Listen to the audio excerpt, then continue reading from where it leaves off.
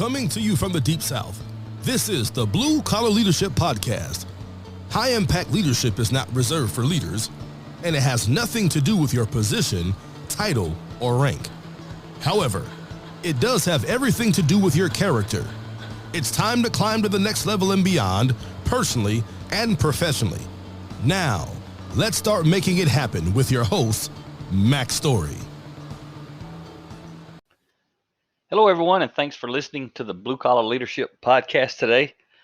I'm excited today to continue my 30-part series on blue collar leadership and culture, the 5 components for building high-performance teams. So I hope if you've listened this far that you've went out and purchased the book and really dove into the content, because, again, there's stuff in the book that I'm not sharing with you here, and there's absolutely stuff I'm sharing with you here that's not in the book. Because a lot of times I relate current stories or something I've learned or an experience I've had with a client or that sort of thing since I actually wrote the book. So I'm always growing and changing. So what I'm sharing is always growing and changing. And again, the book is also on audio if you'd like to listen to it instead of read it. All right. So today we transition from the leadership development component of the transformation equation. And if you remember, on episode 184 is where I actually talked in depth about the transformation equation, which this entire book is based on, and that there's 5 components. And the first component was leadership development, which we've just finished up, and then also the next component is buy-in. So the next 3 episodes, we're going to talk about that component. Talked about leadership development. We're about to talk about the component of buy-in. And then after that, we'll talk about the component of unifying purpose. But today's episode is based on chapter 15. The title of that chapter is Eliminate Resistance. The subtitle is Without Buy-in, There Will Be Resistance. So hopefully you understand now, after going through the leadership development component, now we're moving into the buy-in component. You understand the importance of the leadership development component relative to buy-in. And John Maxwell said this to help you understand why that is so important. This is a quote from John Maxwell. He says, "People buy into the leader first, then the leader's vision." People buy into the leader first, then the leader's vision. And again, everything I'm talking about, when I'm talking about generating buy-in, that principle right there applies to anything. People buy into the leader first, then the leader's vision. That's a principle. Relative to this book, I'm talking about cultural change, cultural transformation, culture development, growing and developing people. So as I start to talk about this component of buy-in, remember, relative to this book, I'm talking about buy-in to culture change, culture transformation. So in the transformation equation, as I mentioned, leadership development comes before buy-in, specifically because of the principle contained in Maxwell's quote. People buy into the leader before they buy into the leader's vision. So again, if you also remember, this book is meant to be a guide, a roadmap for the top leader to understand how do they actually go about implementing culture change, culture transformation. Because you see, leadership development is the key to generating buy-in, especially when you're trying to get people to buy into cultural transformation, because developing effective and positive influence is the only way to build trust and get the people to move from where they are to where you want them to be. It's the only way it's going to happen.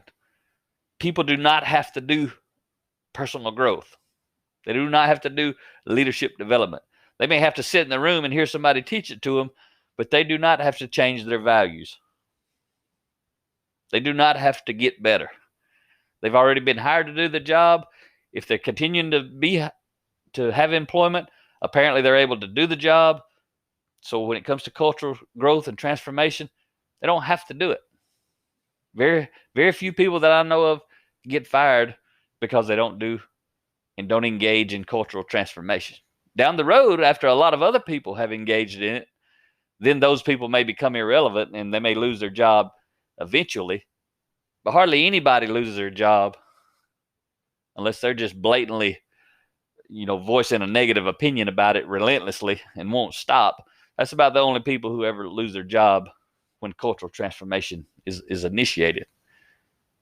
But the whole key is you got to have leaders, formal authority leaders, from top level management to frontline entry level management and formal authority leaders, the people in all of these jobs, all of these roles, they've got to be able to develop positive influence and build trust in order to gain buy-in. And again, in order to do that, they've got to live what's being taught. Not perfectly, but they've got to be trying to get better. They've got to model it. And we talked a lot about that already. So when the team doesn't buy into their leader, there's going to always be resistance. The team's going to be frustrated, and the leader's going to be frustrated. I guarantee you, if your leaders tried to lead some type of change and you were not bought in, you were resistant, you were frustrated. And I guarantee you, so is the leader. That's what we're talking about.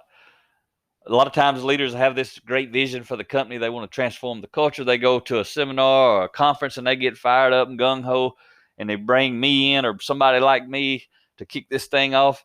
And a lot of times the first thing they get is resistance. One reason is because that leader has not been leading this way, the way that I talk about leading people.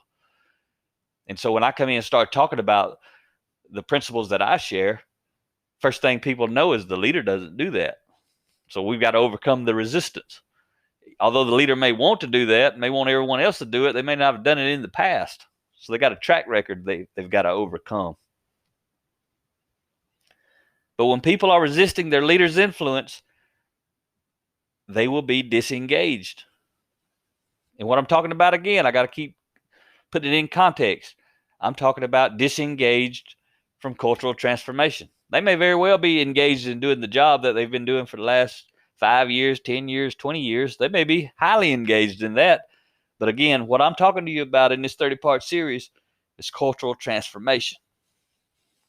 They may be very disengaged, completely disengaged with this. They may not want things to change.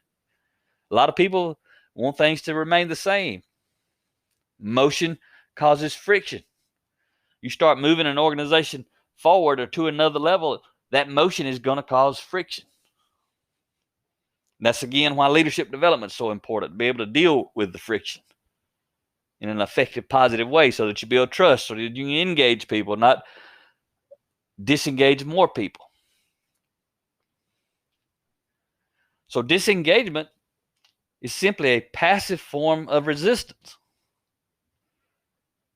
So when we're talking about generating buy-in, which is what the entire next episode is going to be, is actually literally generating buy-in. But when we talk about generating buy-in, what we're actually doing is eliminating resistance.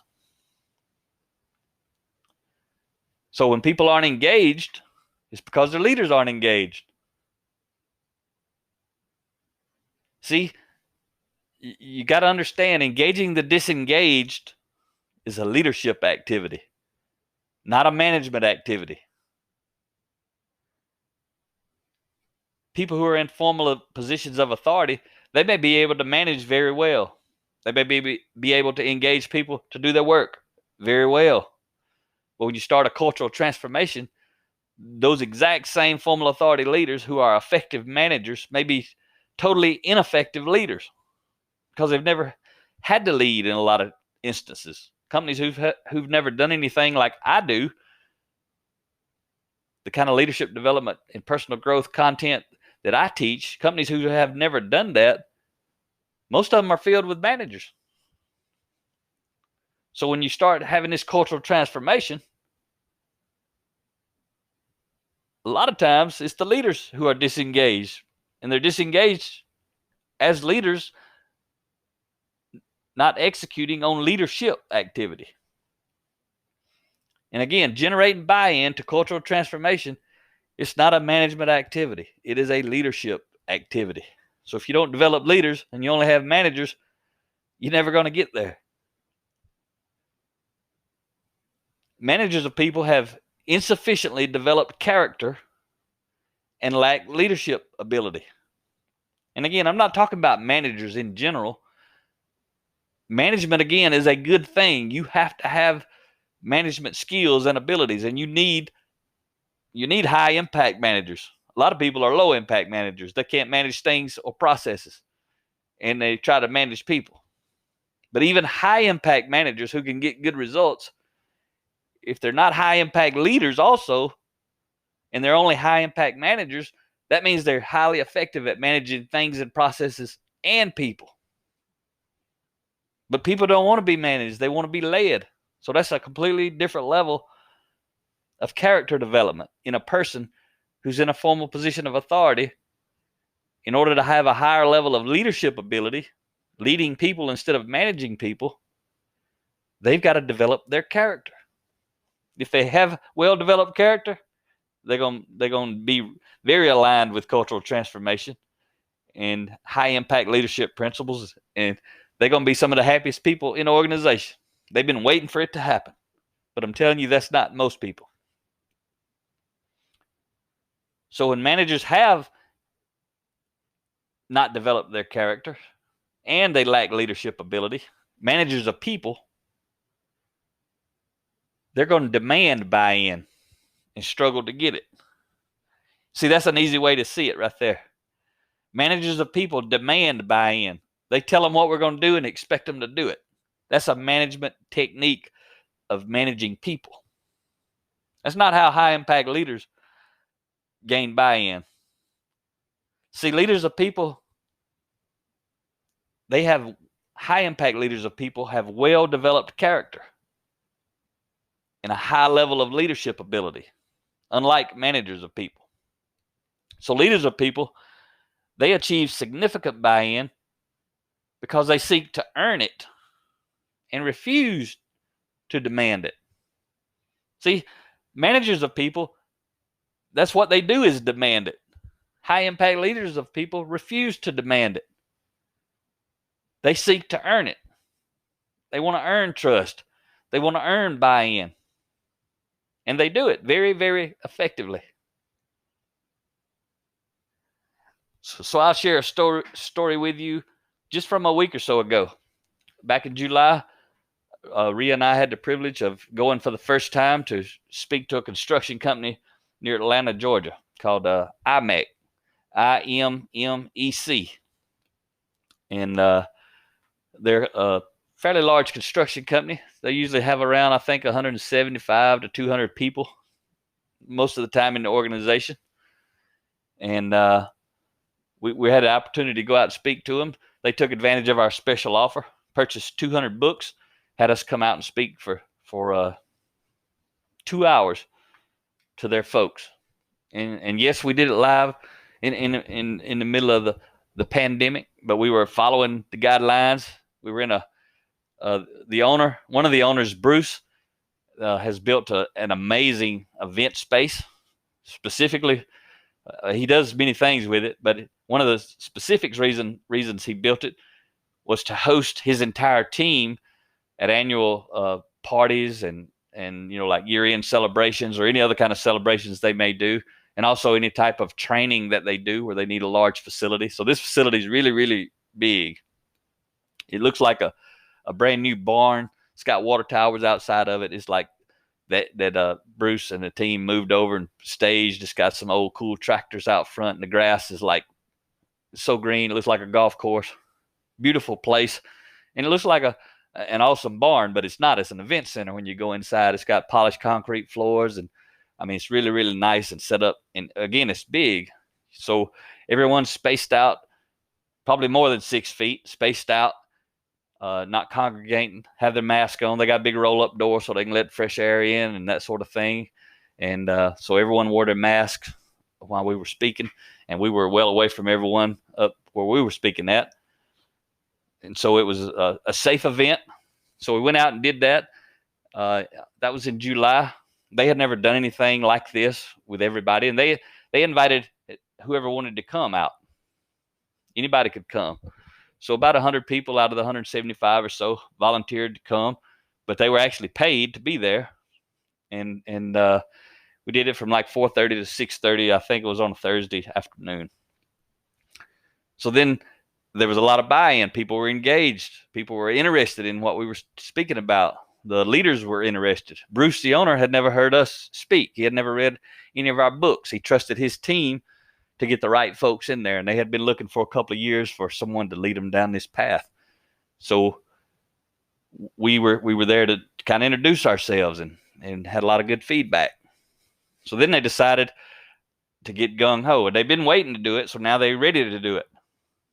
So now they contacted us, and we put together a program for them and worked with them, and they decided what they wanted to do first.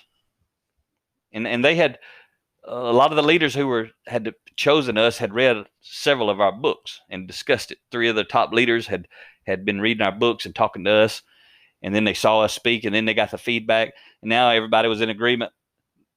Mack and Rhea are the ones we want to work with. We want to go down this blue-collar leadership path. What we're going to do. So what's going to happen is we're going to go there every month for 2 hours. So we were just there. At the time I'm recording this, we were just there last week. We were there August 27th, I think, is when we were there. And so we went in, and they had already decided what they wanted me to do, me and Rhea, is to teach the book that I'm doing this series on right now. See, they understand what I'm talking to you about during this 30-part series. They understand what we're talking about right now. That's why I'm telling you this story about them, about buy-in. They're going slow to go fast. They get it at a high level, and they want to get it at a high level. They want to get better. The leaders want to get better, and they want to help the people get better. So what we're going to do is a 6-part series on this book. So we're going to end up going 6 months in a row, 2 hours per month. Every month they buy 200 books. So they're getting different books because they don't have but about 200 people. So they're getting different books each month. And they're going to do book studies and give them out to the people and all that sort of stuff as we go through it. And we're probably going to teach those books in the future. But to generate buy-in, they actually listened to my advice because I told them it takes me about 12 hours to teach one of these books. It takes me about 12 hours to do this. What I'm doing with you in this 30-part series takes me about 12 hours if I do it in person. That's why we're doing 2 hours, 6 months. So 2 times 6, 12 hours. So we're going to cover 5 chapters per session with them. What's cool about it is Bruce, the owner, I'm telling you, he gets it. Everyone is invited. This time, last week, when we kicked off the real formal cultural transformation initiative,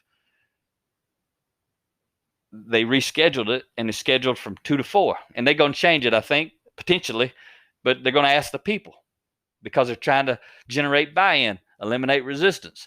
Everybody's now had 2 chances to be with us and understand what's happening. So the leaders are saying, what's the best time for us to do it? Last time, the leaders made a command decision and said, this time we're going to do it from 2 to 4 during normal working hours so that it's not an inconvenience. And everybody gets paid, and everybody's welcome to come. Everybody means everybody, from the top person to somebody who started yesterday, entry level. Everybody's welcome to come. So there were about 100 people there. That's really, really phenomenal. And Bruce was excited. And he said, you know, at the end, he said, maybe we had a great start. He said, I hope next time we got 105. Because, see, he's trying to do just what I'm telling you in this last principle that I shared with you. He's trying to earn buy-in, and he's refusing to demand it. He's not forcing everyone to do it.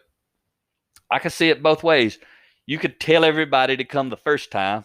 I think that, you know, if you're going to tell everybody to come one time, and that's the first time, just so they can be introduced to it. But you also don't have to do that. You could say it's volunteer. It's volunteer. Anyone can come. And let your team lead and influence other people to come.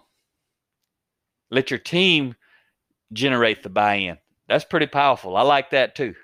Either one of those 2 ways is pretty equal to me for different reasons. So it doesn't matter which way it is to me on that first session.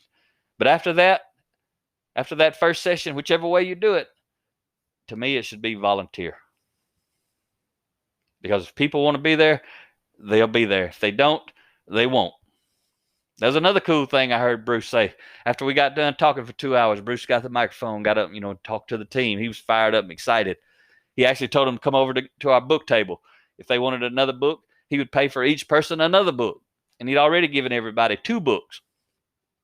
But he said, hey, if you want another book, this is the owner of the company. If you want another book, go over there to their book table. They'll write it down on the list. We'll pay for it. If you gung-ho. What was awesome was 20 of those 100. So that's 20% of those people volunteered to go over and get another book of their choice. We've got about 36 books, counting Ria's 6 journals. So they got a lot of options. The other cool thing he told them was, if you want a book for your family, that can be your one book. If you want to get your spouse a book or your teenage children a book, you can let that be your book. I'll pay for that too. He said, I really want to develop you, but if you want to share this and take it home, I'll support you doing that too. That is high impact leadership. That's how you generate buy-in. Not all leaders are going to do that, but that's what high impact leaders do. And I'll tell you one more statement he made that was really, really powerful at the end. He said, if you were here today and you don't want to be here next time, don't come. I love it, because what he's telling them is, I want you to self-identify who's on board. That's what he wants to know. He comes every time and he's sitting there and he's learning, he's listening. When he gets up and talks, he tells them what he learned, what he got out of it, how it's benefiting him, how he wants it to benefit them. Not to do a better job, but to help them become better people. If they do become better people, they're going to do a better job. They're going to have a better life at home and at work. Everybody wins. Everybody. And that's what's awesome about it. So that's what we're getting to do right now. I'm really, really, really excited about what we're doing with Mack Construction. And I think they're very excited about it. And I had people come up to me and talk to me at the end, both times, super excited. Most of them never heard anything like this. So because their company is trying to earn buy-in instead of demanding it, because the leaders are modeling and learning to model even better what we're talking about, they're going to eliminate resistance. And see, what's cool is this book, the one I'm talking to you about right now, I wrote it for the CEO or the business owner, Bruce, in this case, that I'm talking to you about. I wrote it for the top leader. I didn't write it for everybody else. Everybody else needs to know what's in that book, but most leaders are not going to teach them. Most leaders ain't even going to give them a copy, much less give them a copy and invite them to go through 12 hours of in-person training on the content in the room with the top leader and all the other leaders, formal authority leaders. And the reason is, I talk about it in the book, and I'm talking about it to you now, but I talk about it when I go talk to leaders who want to truly transform their culture. I say, if I owned a company, I would teach everybody in my company what's in this book. And the reason is because of what we're talking about today in this chapter, eliminating resistance. If you go slow to go fast, teach everybody why we're going to do what we're about to do, and illustrate to them how we're going to do it, which we haven't got into yet in this series, but it's coming. And then what to do. Everybody knows why we're doing it, how we're going to do it, and what we're going to do. In Mack's case, it's going to take 6 months for them to learn that in person with us training, but they can read the book in advance and get a feel for it. But they're going to learn about it. They're going to read the chapters in between our sessions. By the end of 6 months, everybody will have read the book for the most part. Again, that's volunteer. They're not making anybody. They're asking them to. But they're coming in a room with us. So when that 6 months is over and we dive into true personal growth and leadership development content, the stuff we just talked about over the last several episodes when I was talking about the leadership development component, remember I talked to you about that. It's 2 components: personal growth, leadership development. So once we're done with this culture book, we're going to dive into personal growth. Probably going to be either defining influence, change happens, or blue collar leadership, Leading from the Front Lines, or 10 Foundational Elements of Intentional Transformation. Probably one of those 4 books we're going to dive into and start teaching it 2 hours at a time till we get it taught. The reason I don't know exactly which one is I recommend a certain program, but just like right here, I'm trying to earn their buy-in, so I let them decide. They decide which book. I recommend a book, but then they can decide. They've been reading these books. They work in the organization. They know which one is probably most important for them, and any of them are good. Can't go wrong with any of those. So as soon as we're done, we're going to dive into the personal growth component. But everybody's going to know why we're doing it. They're going to know why we're not doing the supervision book first, because they've learned personal growth is a foundation for leadership development. They're going to know. So we're not going to have all this resistance. We're not going to have rumors being spread by all the people who didn't read the culture book or were not into the training, which normally is almost everybody. Most people don't get all of that training on the culture book, but in this case they are. So everybody's going to be on the same page. They don't have to start rumors. They don't have to guess. Everybody's going to know. And the people who don't volunteer to come in and actually learn, there's so many that are. When those people start guessing why it's going to happen, there's going to be 100 or more people who can defend the truth and who have influence with those people who can help generate buy-in. So we're going slow, but because we're going slow on the front end, as we get moving, we're going to go much, much, much faster. And the whole point is generating buy-in to eliminate resistance. And I'm so proud of the leaders at Mack Construction, because they're doing it the right way. And they're doing it very, very intentionally. And they're doing it with everybody. Everybody's going to get a chance to learn everything. There's no better way to do it than that. There's not one book for the top leader that only the top leaders are going to learn. And there's not one book for the entry level that only the entry levels are going to learn. Everybody's going to learn everything. And they understand when I tell them the principles, the way that I teach principles in all of these books, they all apply to everybody. It's just which story do you tell? If I'm talking to only a group of CEOs and I'm teaching them this book, I tell them a certain story. But when I'm talking to a mixed group, I may tell them that story, but I'm going to add in some other stories to help them see how these principles apply to everybody at every level. So it's pretty powerful. It's a privilege what we're getting to do with them. So as long as management of people continues, if they don't do all the stuff I just described, but they're trying cultural transformation, if they're trying to continue managing people, disengagement is going to continue. Only thing going to change then, nothing will change except the people due to high turnover and low retention. That's what happens. When you have management of people, you've got high turnover and low retention. People are coming and going, and you're good people, you can't keep them. If you got high turnover and you're not growing and developing people, it's because you're managing people. And if you're growing and developing people, you're not going to have high turnover. You may have turnover, but you don't mind it because you're growing and developing people. If they want to go do something else, you're helping them go do something else because your team is killing it. And when somebody leaves, you just got someone else to fill in, and they're going to start killing it too. Chick-fil-A is a good example. They have a lot of turnover, but they're growing and developing people. That's their business. They're in the people development business. They're not in the chicken business. I'll leave you with a quote by Pete. I think his name is Beaudraut, something like that. But the quote is, that's what I'm worried about. He says, only organizations with a sterling level of trust garner a culture of true commitment versus a whirlpool of wishful thinking through forced compliance. I'm going to leave you with that thought. See you on the next episode when we talk about generating buy-in. Talk to you next time. Make it happen or someone else will. It might as well be you. Are you serious about taking your career and your life to the next level and beyond?